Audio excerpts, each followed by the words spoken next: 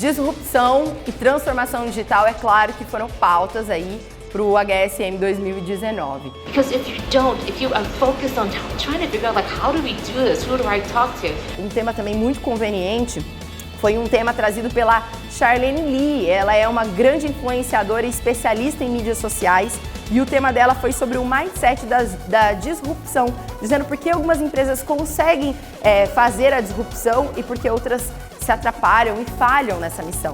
E ela começou com uma frase bem impactante, ela disse assim, nós não teríamos que fazer a disrupção, nós teremos que ser disruptados. E aí a gente mostra mais uma vez a transformação e a própria disrupção acontecendo através de uma iniciativa humana. As pessoas têm que querer a disrupção, é um estilo de vida a disrupção. Ela que trabalha com muitas empresas disse que várias vezes presenciou empresas que se interessaram pela disrupção, em fazer a disrupção, mas quando ela começou a apresentar de uma forma profunda como esse processo tem que acontecer, que é muito trabalhoso, tem sim os seus desafios, essa empresa, algumas empresas até falam para ela, deixa para lá e tudo mais, e aí ela traz a consciência de ou é agora, porque se a disrupção não acontecer, essa empresa pode não existir no futuro. E ela falou que a coisa mais inteligente a se fazer enquanto estratégia, quando a gente fala em disrupção, é a empresa começar a olhar para os seus clientes futuros. É isso mesmo, você tem que cuidar do seu cliente no dia de hoje, mas você tem que começar a olhar para o seu cliente futuro. Quem será esse cliente? Quais serão os gostos deles? Com quem eles interagem? Quais serão os desejos deles? E aí ela deu algumas ferramentas. Um case de uma empresa que enfrentou a disrupção e está colhendo frutos é a Adobe, que já sabia que as equipes não queriam sair da zona de conforto, inclusive ela disse assim, ninguém mandou ela fazer isso, mas ela visionou a importância de buscar os seus clientes futuros. Então antes a Adobe vendia os seus pacotes que vinham em forma física, em um CD, enfim, e agora é na nuvem, né, onde a pessoa pode fazer o download e ele atualiza diariamente. O que acontece porque eles conseguiram olhar para os seus clientes futuros. E os desafios não foram poucos, porque além do desconforto e de alguma resistência dos funcionários que depois foram convencidos da importância dessa mudança, dessa disrupção, todas as vezes que eles perdiam dinheiro, o valor da empresa deles era aumentado na bolsa. Então, ela quis dizer assim, se prepare, porque quando você for fazer a disrupção, você vai perder dinheiro, isso será inevitável. Mas isso será recuperado porque haverá uma nova percepção de valor muito mais significativa e lucrativa logo mais no futuro, quando você conseguir quando você conseguir virar essa curva. E ela propôs alguns caminhos de como as empresas podem começar a descobrir quem é o cliente futuro. E o primeiro passo é descobrir quem é o cliente de hoje. Então tenha metrificado, tenha em dashboard, quem é o seu cliente hoje. E isso vai trazer vários sinais de quem serão os clientes do futuro. Um segundo passo é criar um mapa de empatia, mais do que ter informações demográficas, mas saber quem é esse cliente, o que ele gosta, o que ele sente, quais são os grupos de interação dele. Então isso é muito importante para você se colocar no lugar desse cliente e trazer soluções assertivas para ele. Um terceiro ponto, ela falou, crie um conselho de cliente. Ela falou que geralmente as empresas têm esse conselho, mas elas colocam aqueles clientes que são mais lucrativos. E não é bem por aí que esse conselho deve ser construído. Esse conselho deve ter as pessoas que são mais críticas, né? O cliente que gosta de dar sugestão de melhoria, o cliente que é bastante exigente. Esse cliente pode ajudar as empresas a mapearem quem são esses futuros clientes. E um outro ponto, ela falou que é uma pesquisa para ouvir a maioria, né? Não se contente em ouvir poucas pessoas ou só as pessoas que você gostaria de ouvir, né? Quando ela fala de empresa. Mas ouvir a maioria das pessoas, seja a maioria em termos de funcionário, em termos de cliente, e assim ter uma visão macro, né? De quem pode ser esse futuro cliente. E um outro ponto é, foque em encontrar pessoas que estão empenhadas em fazer o melhor para os seus clientes. Passe a ouvir essas pessoas. E quando ela fala dessas pessoas, ela fala dos próprios funcionários.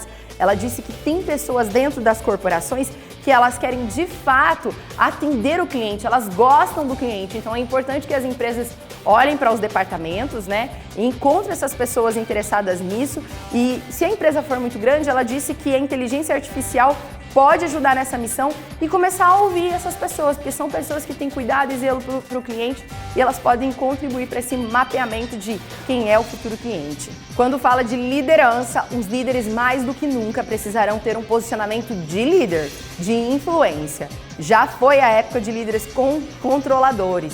E quando ela traz isso, ela diz por quê? Porque para a disrupção acontecer, vai precisar de seguidores, não pode ser uma coisa que a empresa fica falando e ninguém se engaja. Então as pessoas que são realmente líderes, e ela até deu algumas dicas, ela diz assim, ó, você que é um líder da disrupção, você vai se sentir muito sozinho e ridículo algumas vezes, porque você acredita nisso e ninguém acredita ainda. Mas haverá o primeiro seguidor, então cuide desse cara, desse primeiro seguidor, porque é ele quem trará os outros seguidores para esse movimento de disrupção dentro das empresas. E sabe uma outra coisa que ela falou? Precisa ser verdadeiro. As pessoas conseguem diagnosticar aquele líder que fala em disrupção, mas ele não é disruptivo. E aí ela até deu um exemplo do movimento de direitos humanos dos Estados Unidos com Martin Luther King, que o Martin tinha feito lá o seu discurso, escrito o seu discurso, não estava rolando. E aí alguém falou pro Martin, fala com o coração. Fala com o coração, fala para as pessoas o porquê dessa causa, o que você vê, o que você está enxergando com essa causa. E aí surgiu o famoso discurso, né? I have a dream, que é eu tenho um sonho, e aí a gente sabe o que aconteceu, né? E somado a isso, a autenticidade dessa liderança. Ela até deu o exemplo de um líder, né, de um CEO de uma telefonia, que quando ele foi para o Twitter, ele começou a interagir com outras pessoas, ele começou a ver mais sentido aí na disrupção dentro do seu negócio, inclusive até o visual desse líder foi mudado, né, ele foi impactado, ele foi realmente transformado pela disrupção. Então, qual é a mensagem que fica? Que esses líderes sejam verdadeiros quando eles se posicionarem em fazer a disrupção. Que, como a Charlene disse no início, né, que primeiro eles sejam disruptados e estejam dispostos a isso, para aí sim eles protagonizarem e causar esse movimento de disrupção dentro das empresas. E um outro ponto estratégico, como a gente disse, ela falou sobre, primeiro, pensar em quem são seus clientes no futuro, segundo, a sua liderança, e o terceiro é rever as suas crenças. Algumas crenças não fazem sentido no cenário de disrupção e na cultura disruptiva. E aí, qual é o convite que ela faz? Que se reúna os funcionários em grupo e pergunte a eles, né, quais são as crenças que você acha que não tem mais nada a ver com a nossa empresa para a disrupção acontecer. Isso do estratégico ao operacional. E aí depois perguntar para essas pessoas o que você sugere a gente substituir enquanto crença para o nosso negócio num cenário disruptivo. Então nós temos como fator estratégico na disrupção buscar os futuros clientes, segundo ponto, a nossa liderança e terceiro agora a nossa cultura, que tem a ver com as crenças. E aí o convite que ela faz para as empresas é pegar vários post-its e repensar, colocar quais são as nossas crenças hoje. Quais dessas crenças não fazem mais sentido para o caminho que a gente quer seguir, olhando para esse cliente futuro, olhando para esse cenário disruptivo no futuro. E aí descartar essas crenças e no lugar dessas crenças colocar crenças que realmente são relevantes aí para essa nova etapa da empresa. Um exemplo que ela deu foi o LinkedIn, onde eles têm um dia no qual os funcionários podem levar os seus familiares para a empresa. E como todo dia, todo mundo tem aquele dia mal, para quem a gente liga no dia mal? Para nossa família, para os nossos pais, para a mãe, para o irmão. E aí o que acontece? O familiar, conhecendo realmente o contexto de trabalho dessas empresas, ele pode aconselhar com propriedade aquela pessoa e até motivá-la no trabalho. Então é uma estratégia bastante inteligente. E foi num trabalho de rever as crenças que eles chegaram à conclusão também de rever algumas ações e algumas práticas que já não faziam mais sentido e colocaram essa prática que faz total sentido para o momento em que eles estão vivendo. E por último, ela falou o quê? O inevitável. Quem quiser ser disruptivo, as empresas que quiserem ser disruptivas, terão que pagar um preço por isso. Existe uma dor na disrupção. Além de sair da zona de conforto, essas empresas vão ter que se desfazer de alguns pesos para ganhar velocidade, porque a disrupção vem trazer isso, vem trazer fluidez para o negócio. E isso também a gente sabe que é bastante dolorido, tomar algumas decisões, fazer alguns cortes ou também implementar algumas mudanças, algumas inovações, tudo isso mexe com o organismo corporativo, mas ela diz que isso é necessário. E ela diz o seguinte, se você quiser ser disruptivo, terá de sair da zona de conforto. E é a partir daí que a magia acontece, com o frio na barriga. E é nesta hora que você sabe que você está no lugar certo. O que ela quis dizer é que se você conseguir estar dentro de uma empresa, se você conseguir promover a disrupção dentro de uma empresa, passar pelas dores da mudança e ainda permanecer nela, não há dúvidas, você está no lugar certo.